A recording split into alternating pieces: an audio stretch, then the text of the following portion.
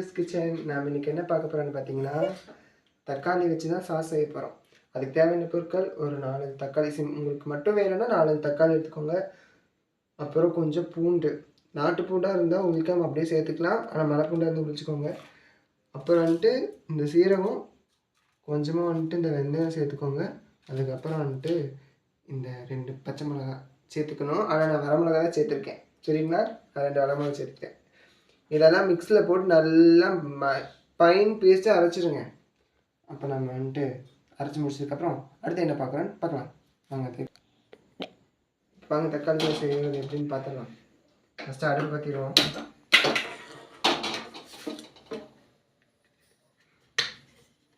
எப்போ போல் கடலையும் நெய்யும் விடாமல் தேங்காய் எண்ணெய் ஆட் பண்ணிக்கோங்க.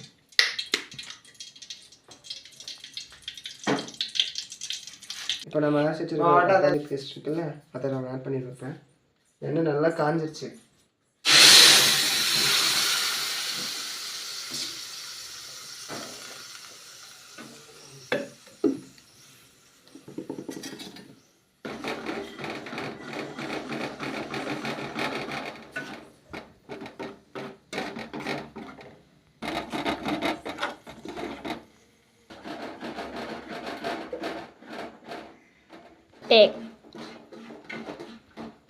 நல்லா கொதிச்சதுக்கப்புறம் தேவைக்கேற்ப தூள் உப்பு சேர்த்துக்கலாம்.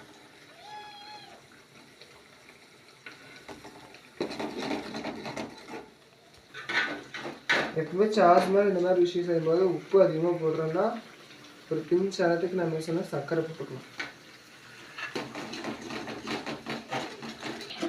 இப்போ வந்துட்டு ஒரு ஸ்பூன் வந்துட்டு குழம்பு மிளகாத்தூள் போட்டுக்கலாம்.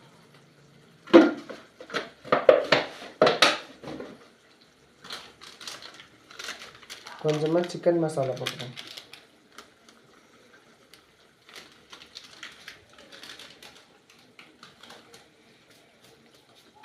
அவ்வளோதான். இது ரெண்டுத்தையும் சேர்த்து நல்லா ஒரு குட் மிக்ஸ் பண்ணிட்டு இது ஒரு கொதி ஆனிச்சுன்னா நம்மளோட தக்காளி சாஸ் ரெடி. தக்காளி சாஸ் வெந்துருந்துச்சுன்றது எப்படி நம்ம கண்டுபிடிக்கணும்னா, இந்த மாதிரி சுற்றி ஒட்டாமல் நம்ம கிண்ட ஒட்டாமல் இருக்கும். இதை வச்சு நம்ம தெரிஞ்சுக்கலாம் இது நல்லா வெந்துச்சு அப்படின்றத. நல்லா இப்போ பேக் ஆகிடுச்சு. நம்ம என்ன பண்ணலாம், இப்போ அடுப்பு ஆஃப் பண்ணிடுவோம்.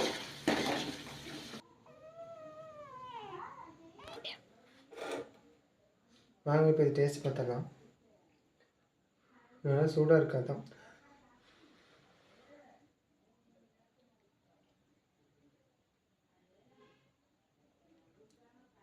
நல்லாயிருக்கு.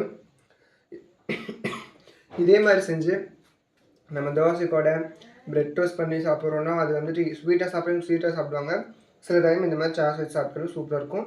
அதே மாதிரி பன்னு இதெல்லாம் சாப்பிடும்போது சூப்பராக இருக்கும். நம்ம சாப்பாடு வந்து எது சரி தரும், இதே மாதிரி செஞ்சு சாப்பிட்றப்ப சூப்பராக இருக்கும்.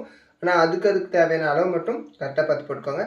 அது வரைக்கும் நெக்ஸ்ட் வீடியோவில் சந்திக்கலாம். அது வரைக்கும் பாய்.